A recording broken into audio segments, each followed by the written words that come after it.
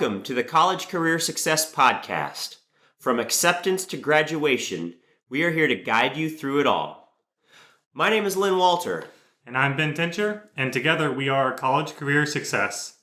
Today we are discussing a topic from our blog on how to save money on college tuition and fees. So let's jump into it.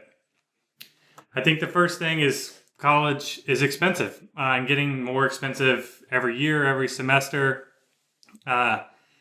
If you go and look online at the stats, the inflation or the cost of college is the inflation of the cost of college is much higher than the inflation of household incomes. So families and students are having a lot harder time paying for college these days. That is exactly true. And we wish that they grew in congruence, but they are definitely accelerated at the pace that college is costing more than jobs that are for those jobs that are coming for students that are coming out of college. So today we're going to talk about the different tips and tricks that we have come across that will allow you to save money. So hopefully this information will be very helpful for you. And just to mention, college is still one of the best paths to a solid and fulfilling career with a reasonable return on your investment through your career and your paycheck. But college is not the only way, and we want to say that as often as we can. Even though we focus on college in our podcast here, we also want to present that college is not the only way, and it may not be right for all. But college is still one of the best paths to a successful career, a fulfilling career, and to give you the education you need to move up in your career and be successful. Yep. So that's why we're here today, and we're talking about these things. But college can be expensive, and so we're here to talk about how to save money on college, specifically your tuition fees. So let's jump right into it. Lynn, you want to start us off with our first one? All right. The first one that we have been talking about is CLEP testing. And CLEP testing stands for College Level Examination Program, and it's hosted by the College Board. And that is a boundless or a site that is just full of information, whether it's the AP testing, whether it's SATs, ACTs. They have a plethora of information to help you plan and test out of certain credits, and then also application tests and those kinds of things as part of the SAT and PSAT. There's practice courses, all kinds of things. But one of the things that they also provide is this examination process that will count for college credit at most universities and colleges. Now, we'll say that we say most because you do have to look at whether or not the college you're applying to will accept CLEP testing as a substitute for taking class and give you credit for it. So one of the things that some colleges will allow you to do is test out of certain gen ed courses by taking a CLEP test. Some of them will give you a credit as far as you've tested it so you can enter a higher level class, but they won't actually give you the credit hours, but it will allow you to jump into courses that you may not be eligible for without the CLEP test. So one of the things that we recommend, if you're looking at a college and they have some people have a maximum of 30 credits, some of them have 15. You just have to look at each college individually, but they'll have a course they'll have a minimum or a maximum amount that they will accept. And so if you're taking Intro to Biology and you can test out of that will allow you to not have to take those credits at the rate that they charge for college credits, but you can take for, I think, $175. You can get 3 credits towards biology, and those credits you can just test out of and be applied to your transcript. So that's one of the things that we look at, or that you can look at when you're putting a financial aid package together or a financial cost package. You understand that this college will accept 15 credit hours of CLEP testing. Well, those 15 hours will only cost you a minimal amount compared to actually paying for an entire semester at a college. And so that could actually get you done faster, even a whole semester early, which could save you quite a bit of money.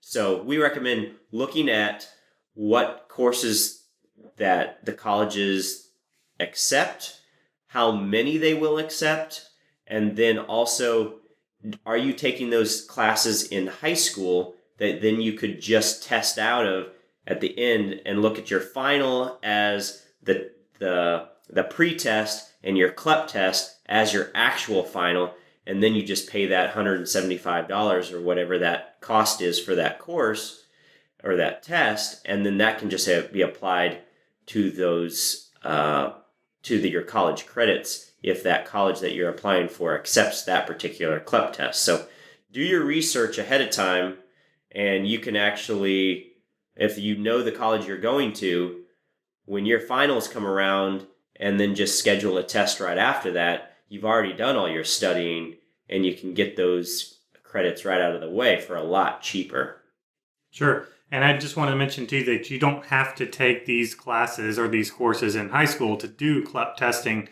It's not like the AP exam where you had to take the AP course in high school. This is a separate test in its own. You simply sign up for the test. They really don't know what background you have in that subject at all. So you could have done it in high school, but you don't have to. You can study the topic on your own, in your own time during the summer, or maybe your first year in college. You wanted to do CLEP testing, so you could go to the library and study that subject by yourself or with a tutor, or you could do an online course. So the point is that you didn't have to take it in high school. You could study on your own and take that test. You just have to sign up for it, pay for it, pass it. That's it. Yeah. If your college accepts it, you pass the test, you're good to go. And you get credit for that class. It saves you a ton of money. I mean, we're talking about hundreds of dollars here for a test, and I think it's less than 200. Yeah. Versus thousands of dollars for a 3 credit hour course in college, which is likely going to be somewhere in the realm of 10 times as much as that test. Correct. So you're talking about 10 times saving, probably. And some of those gen ed courses really, if you're a good student, they can be kind of boring. Right. And it's stuff that you already know. And so it's a time waster on some levels. And so just by taking a test, you can literally get out of all of those classes that you had to go and sit in and take their tests and do those assignments. And so it can actually save you a ton of time. And some colleges will allow you to do that even while you're in school. Right. So like you said, maybe you have a light semester or an easier semester, but you need to know when that deadline is, because it's when you transfer in, sometimes it's within the first year. So you need to look at what their deadlines are for accepting those CLEP credits. Right. And last thing for me is double check that your college or colleges that you're looking to apply to, or wherever you are in the acceptance process, make sure that those colleges accept the CLEP testing and the specific test that you're looking to take. I'm not positive about this, but I imagine some schools accept some CLEP tests and not other CLEP tests. By the way, there's, I think, about 33 CLEP courses that you can do. So just double check before you go and spend your time studying and taking a test. You wouldn't want to get over and then say, oh, well, my school doesn't accept it. Right. And this is really good for if you know the college that you're going to and have been accepted to, then you know what their policy is, rather than, well, if I take it now, it'll be accepted if I go to that college, but it won't be over there. Then you're just rolling the dice. But yes, definitely look and research for the college that you're going to, whether or not they accept and which ones they will accept. Right. And so that's CLEP testing. So, and that's CLEP, CLEP testing. All right. So the next one we have is work study. Work study is a great way to go through school, to save money, make money, however you look at it.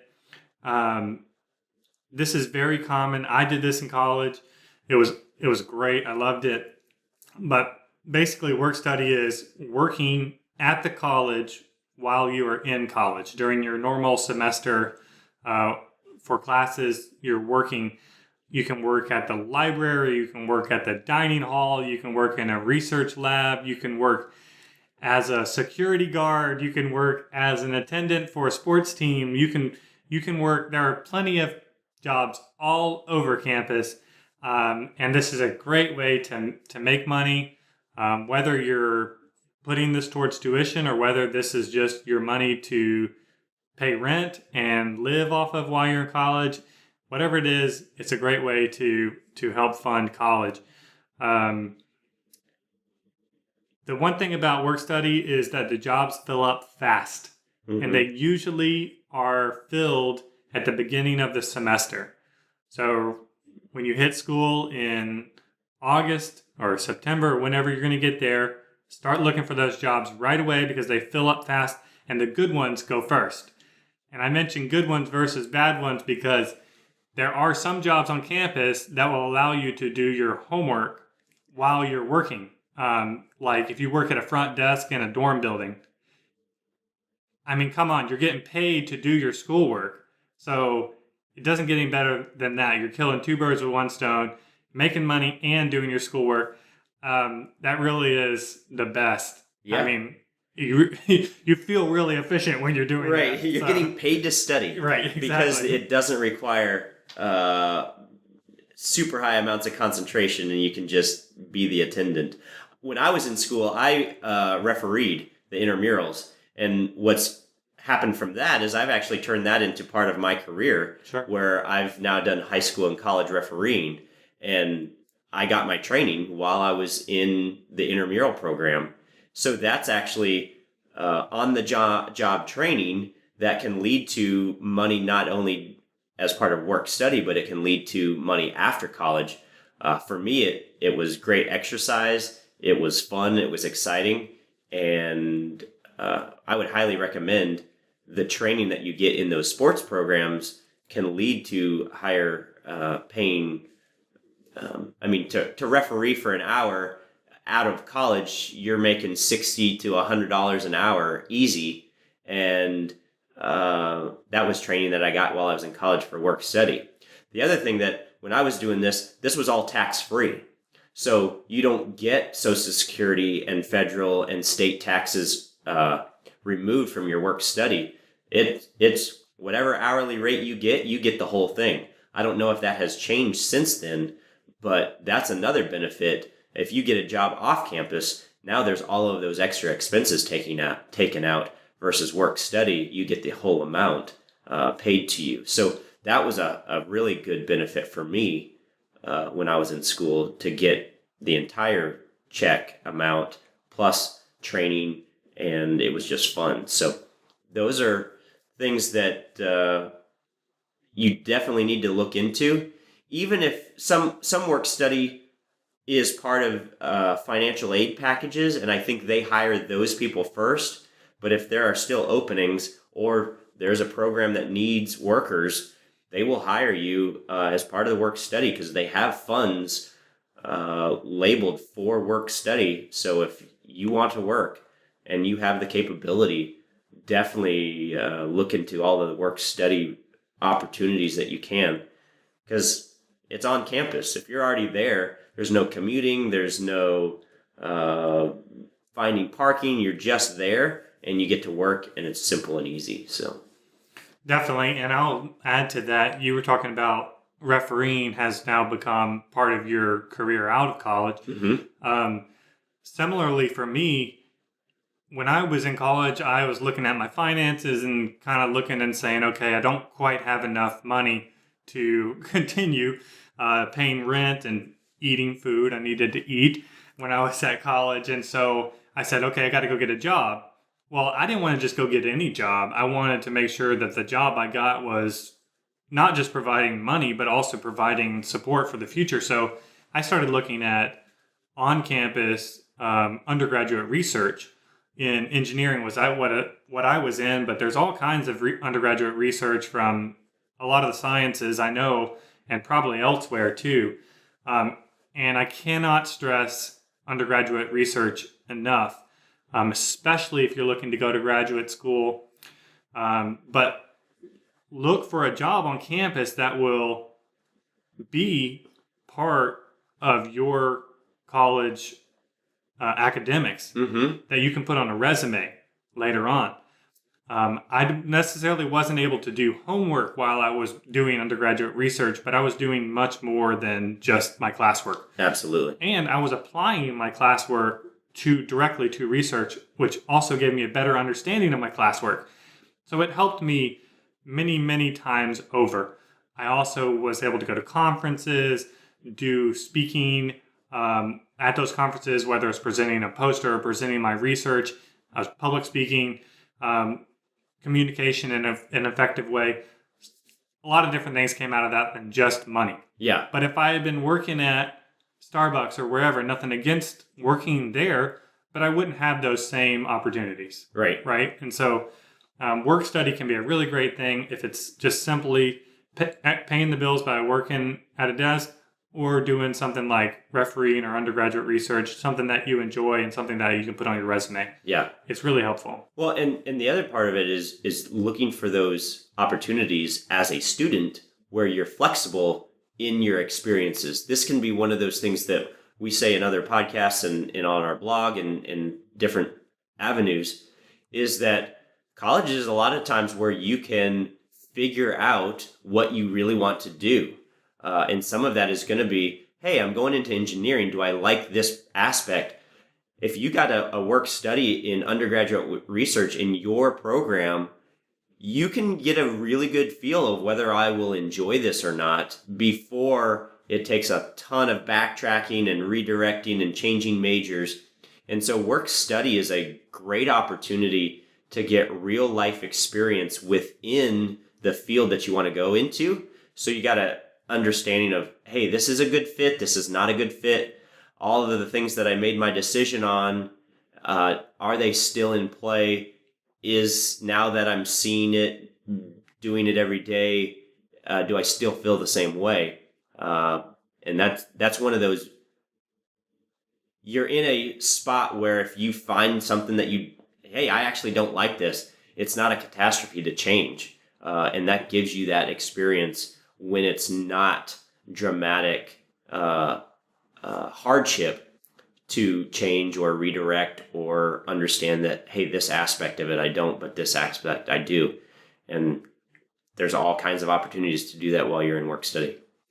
Definitely. So let's look at the next one then. The next one we're going to talk about is tuition reimbursement. And this program is typically found outside of the university, whereas work study would be inside the university. This one is offered most commonly by private companies that you are an employee for. Typically, the company will offer a certain amount of tuition dollars per semester or year for the employee to earn a degree or take classes. But the catch is that the degree or the classes most commonly have to be applicable to the work or industry that company has employed you for. So, for example, if you enter a company as an engineering technician, right? And you know the system, the company takes time to train you on their systems and their work and their products and all these things. It's to the company's benefit to send you to college to get an engineering degree, because they don't have to train you. When you get that degree, you can jump right into an entry-level engineer right off the bat. So that's why companies do this. So they'll pay you. It's also a perk that companies offer to their employees as part of their financial package. So it's a really great way to do it, especially if you are absolutely without any money for college, but you really want to go. If you don't have a dime to put towards college, you can go get a job first. So don't do college first. Go look for companies that have tuition reimbursement. Go look for one of those jobs. Pick a career path of sorts. Try to get one of those entry-level jobs. Maybe it's an hourly job as a technician, or maybe you're working as an assistant, or whatever the case is. And then start taking classes. You can take night classes, you can take online classes, because you're going to need to be working all this while, but you can work through that degree slowly. And this is a really good way to pay for college almost free. In some cases. It'll take you a little bit longer because you can only take a certain number of classes per semester when you're working. But again, you can have a job coming out of college because you're going to be working at the same place that they sent you to college. Yep. And you're going to save a ton of money. And this is a really good way to do it. But it requires a good bit of thinking ahead, planning ahead. This is really for those that really need a way to pay for college. You can plan this out, and you can go and get that job and do it. Yeah, and we actually, I love what you said about this of planning ahead, and how you described what tuition reimbursement really is that if companies use it for loyalty, to keep their workforce on the cutting edge, but typically most people think of tuition reimbursement as, okay, I was an adult, I skipped college, I went right into the workforce, and now, I really want to go back to school kind of thing. Which it's good for. That's good for that as well. Right. But you can actually reverse engineer that and say, hey, I want to go into this field, say it's accounting or say it's finance. There are a lot of major banking institutions that will literally pay you up to $5,000 a year, so $2,500 a semester, to reimburse you for college. Well, what if you just said, my freshman year, instead of going and getting a work-study job or an attendant job, I'm going to go and get paid as a bank teller, plus get $2,500 on top of that as part of their work tuition reimbursement program.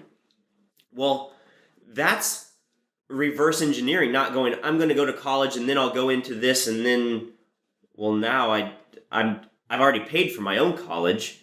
You start with that planning and going, hey, if I do want to go in finance, why don't I work in finance while I'm there, plus get this tuition reimbursement that the company offers to all their employees?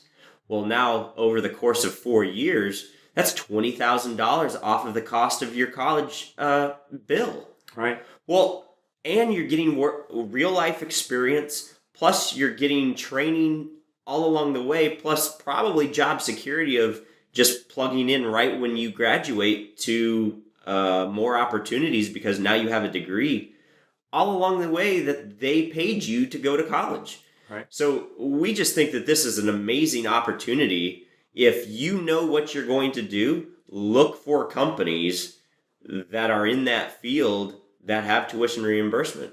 I know that Bank of America does it. I know that Wells Fargo does it. And there's quite a few other companies that will do it as well in the healthcare industries. So whether it's nursing or any kind of medical training, they will pay you while you're going to college. And people think, oh, that might be an afterthought. Well, if you are thinking ahead, you can go apply, be there for, some companies have different grace periods of when you can start getting tuition reimbursement. Yep. But then you go, okay, I'm going to go to the college in this city. I'm going to apply to the jobs in these markets.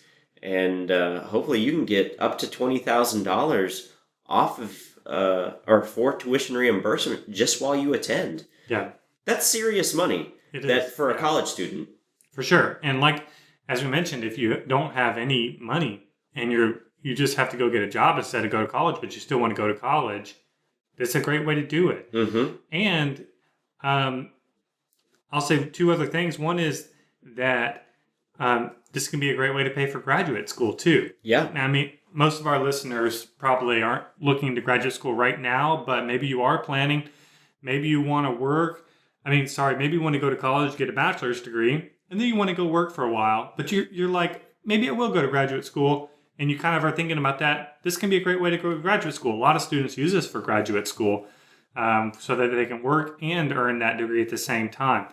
And the other thing that I want to say about this, lastly, is just that we've been talking about more career type companies or employers that would normally hire more full-time students or full-time employees rather.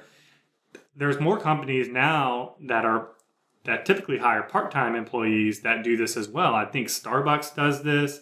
That may be the only one I can think of off the top of my head, but I know that there are more companies that typically hire part-time employees that offer this same perk. Yeah. And that's excellent because if you're a high school student, it can be harder to get some of those more career-based jobs. Yep. And it might be easy to be in the food service industry or these other part-time jobs. Plus, working part-time is easier for you to take classes than it is working full-time.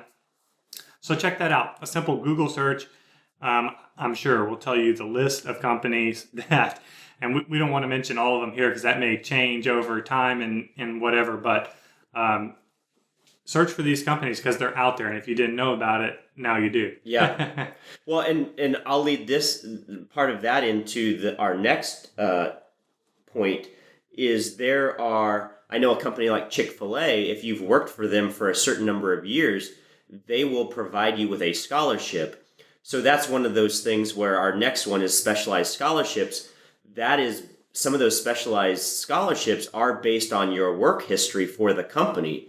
So Chick-fil-A typically hires a lot of younger students, but part of that is they also reward them with hefty scholarships, probably per store, and it's up to the owner-operator how many they give out, I believe. And then there's also the corporate ones that give out, I think they're a little bit higher, but you can get a hefty scholarship just by working while you're in high school for the right companies. And so those are some of those specialized ones that we'll lead into, but I think that goes back into the tuition reimbursement.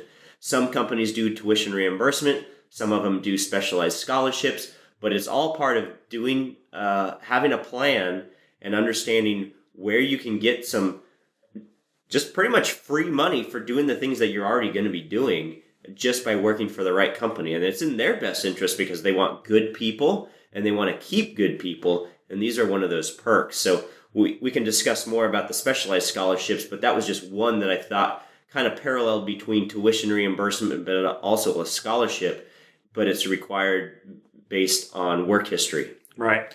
And yeah, to keep going in the specialized scholarships idea here is looking for scholarships that are very particular to you.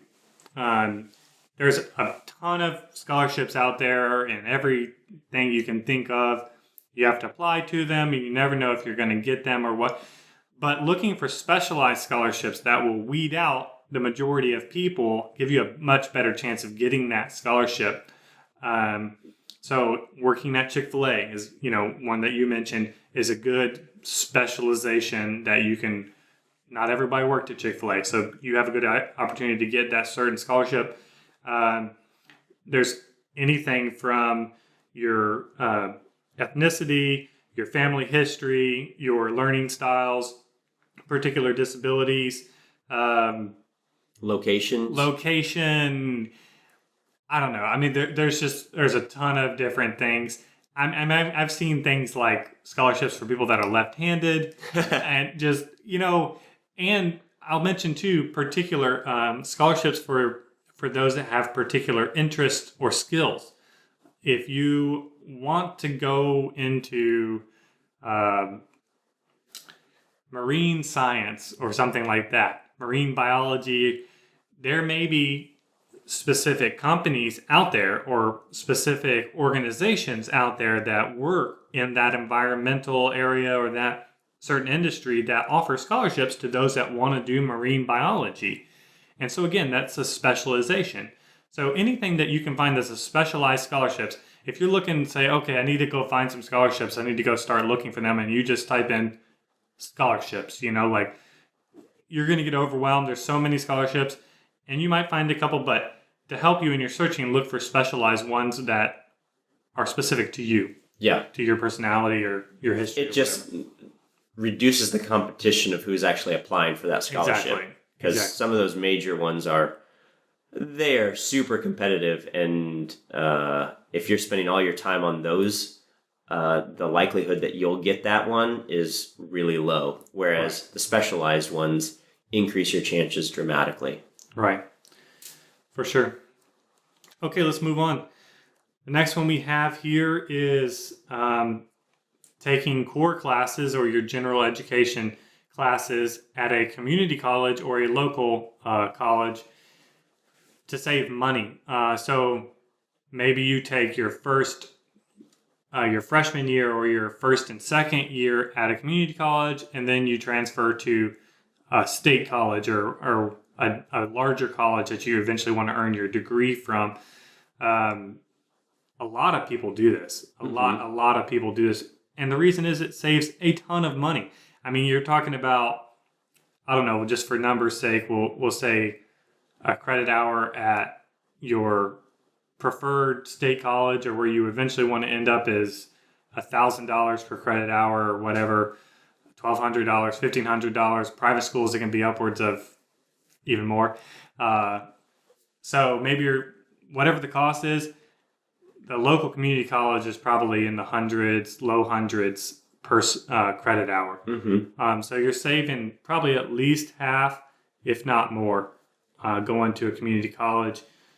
And these are your general education classes. So you get them out of the way, you're done, you move on, you transfer, and you keep going. Yeah. And I think one of the things that people don't often think about is the cost of room and board other places. Right.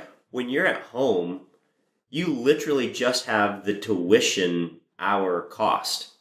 Whereas if you go away to college, now you have tuition, books, room, food, travel expenses, all of these things to go back and forth, whether you're coming home on the weekends or you're visiting during spring break. Whereas if you take these classes, you might say, well, it's only this much per credit hour that I'm saving. I actually want to do this. But that room and board can add up quickly over the course of 2 years. Definitely. And if you're not getting a ton out of your gen ed classes, you may have a family business that you can work as and stay a part of, whether it's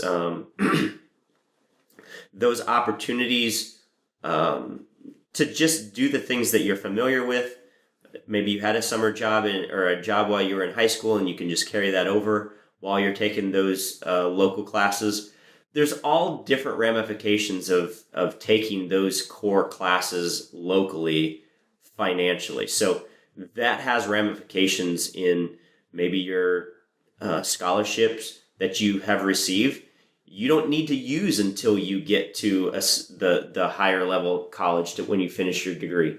Well, if you can kind of save those up and you didn't have to pay much out of pocket because of room and board and lower tuition costs, then you can apply those to where, oh, hey, this is a little bit more expensive. I don't have to go into debt or take out loans for that. And it can just be a little bit easier experience, and that goes with your personality too.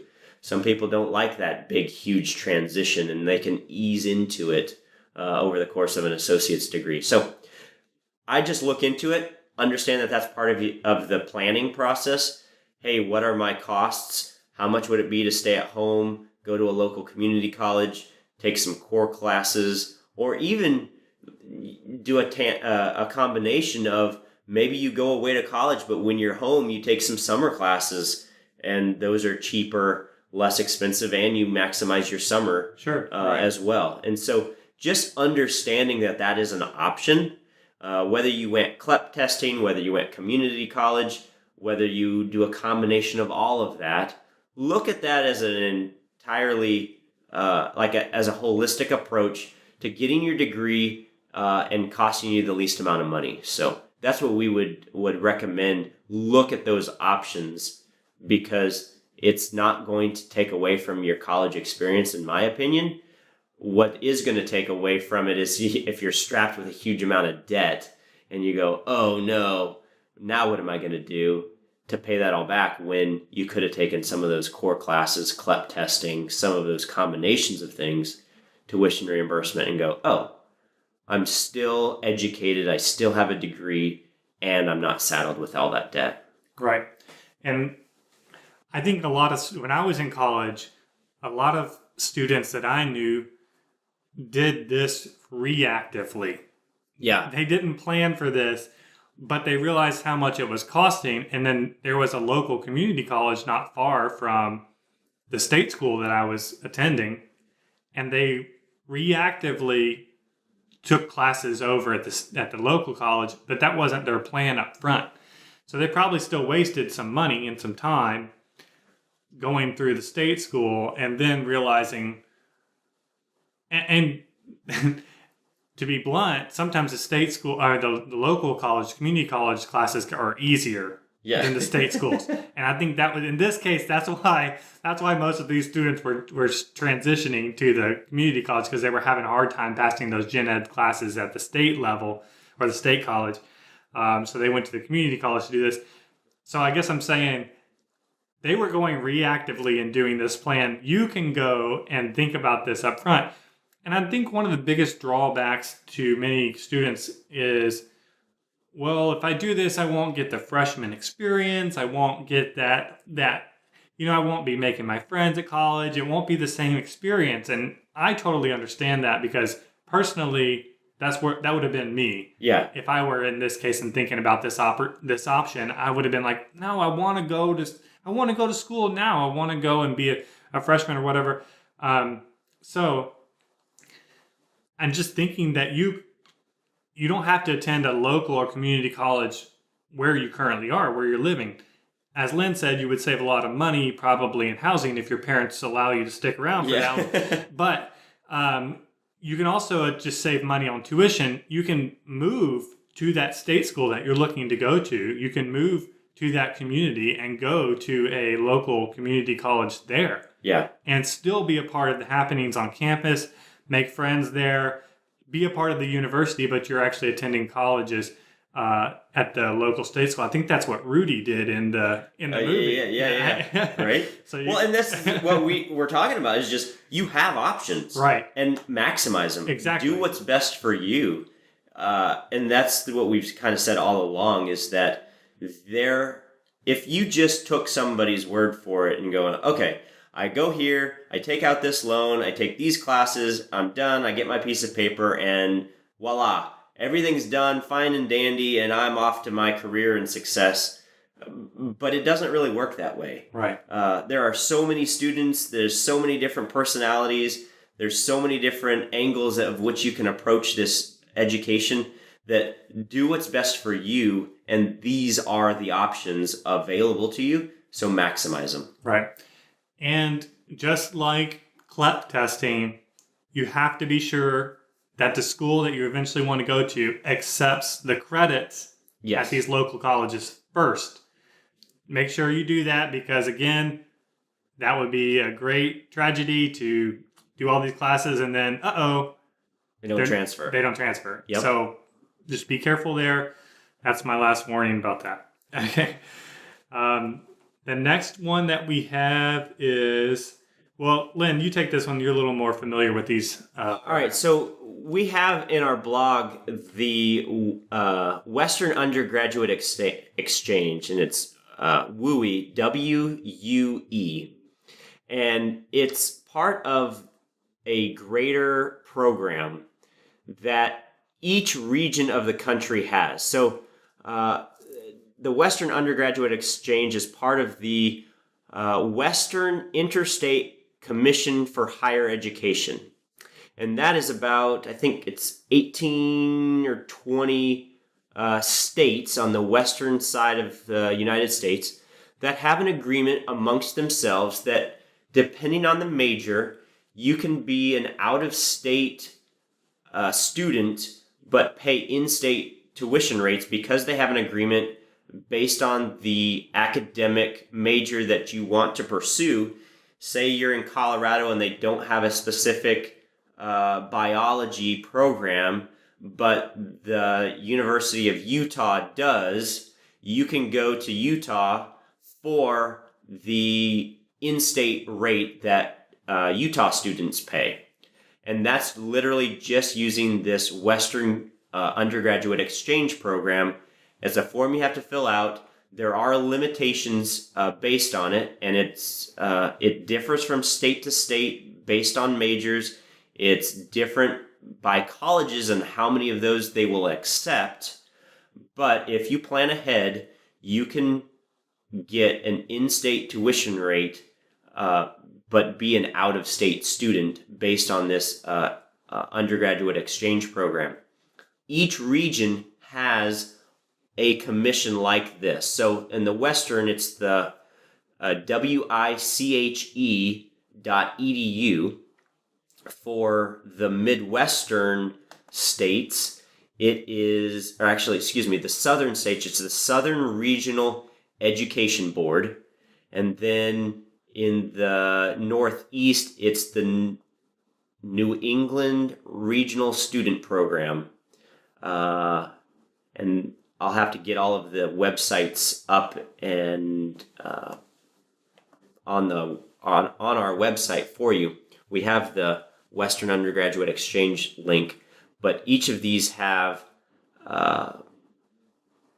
a program where you can be an out-of-state student and exchange to the different majors if it's offered in a different state if yours doesn't have it. So the Midwestern is let me read this here. I thought I had it up.